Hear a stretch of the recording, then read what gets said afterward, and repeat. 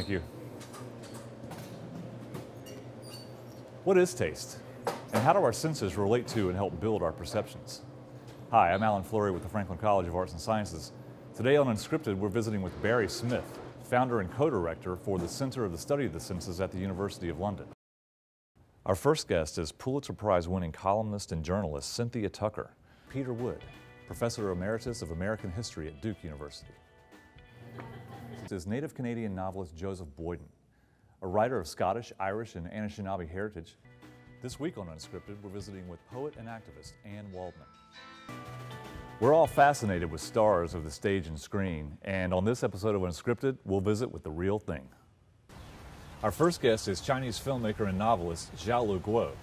We're visiting with New York-based artist Nicola Lopez, whose work in printmaking, drawing, and installation forms a kind of sculpture that helps us reimagine our contemporary urban landscape. Our next guest is scientist and adventurer Francis Slakey. Segregation in our public schools remains one of American society's biggest problems. Why are major corporations leading the legal fights to challenge these entrenched inequalities?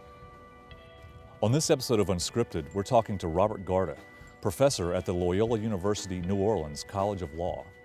Garda is the author of the 2011 paper published by the Florida Law Review, The White Interest in School Integration. Our next guest is Jed Pearl, one of America's leading writers on contemporary art. We're visiting with writer and filmmaker Sterling Harjo. What's the most important element that determines a child's future success? Is it IQ, good grades, good behavior, or is it something much more fundamental?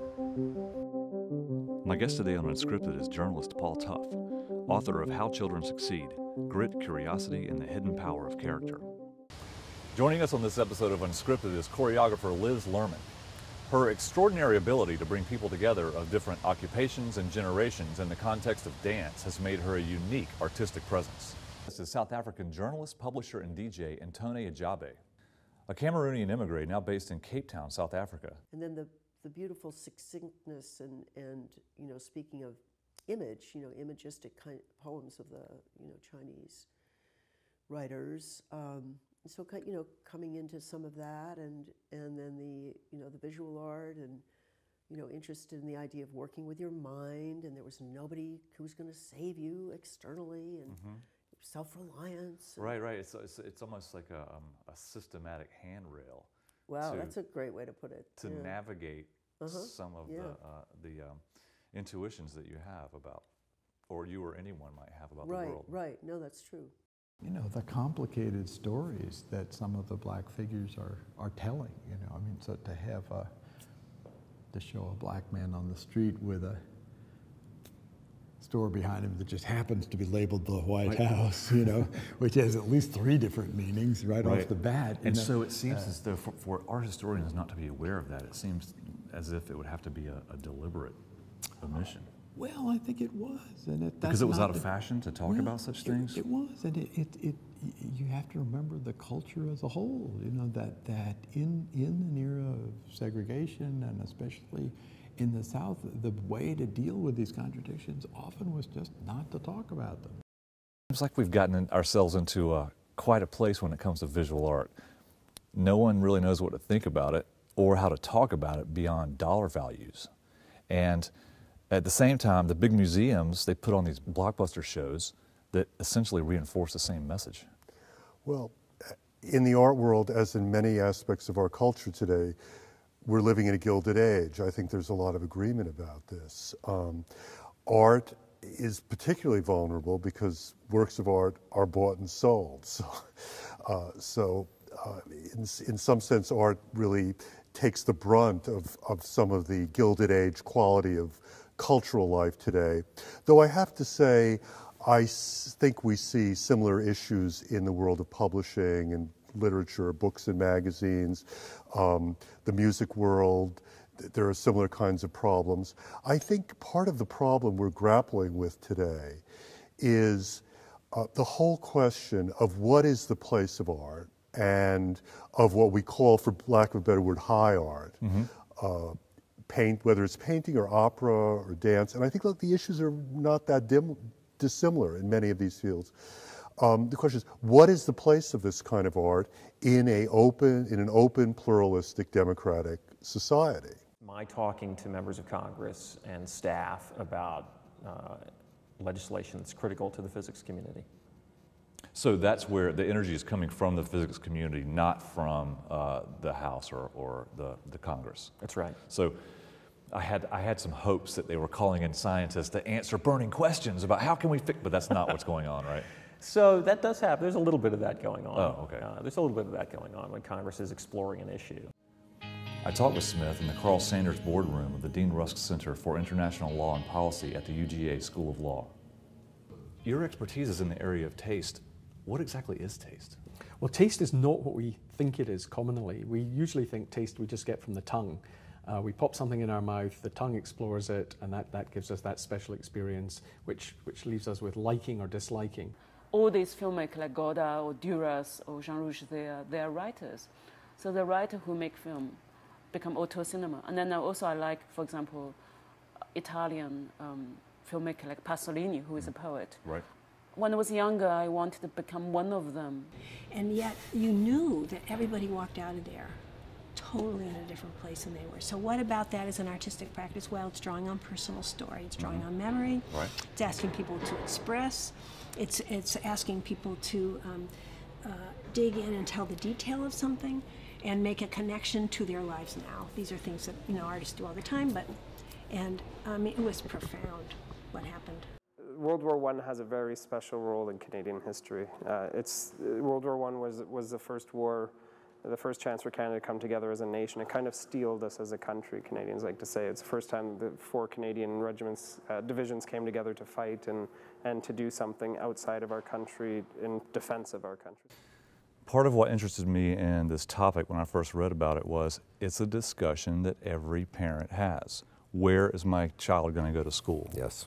So you see that as the beginning of this, and it's been going on since segregation was officially ended by the Supreme Court, right. And yet it's brought us into today as well, all stemming from this conversation.